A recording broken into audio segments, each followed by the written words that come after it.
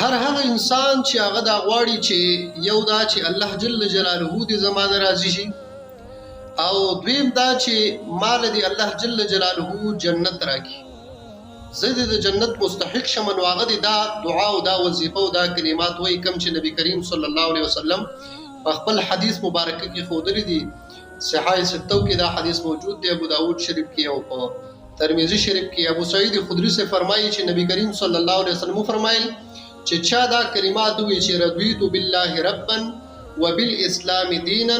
وبمحمد نبیا ووجبت له الجنه، دغه انسان د پاره جنت واجب دی. او ترمذی شریف کې دا چې کان حقا علی الله ان يرضيه، چې څوک د سحر په ټیم کې دا کلمات وایي نو الله جل جلاله سره دغه انسان دا حق ته چې خدای پاک با د ناراضي وي.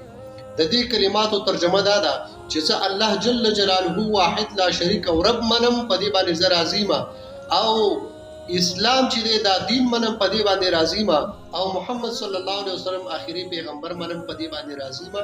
نو دغه انسان له خدای پاک دوه انعامات ورکي، یو دا چې خدای پاک به راضي وي، دویم دا چې جنت مستحق دی.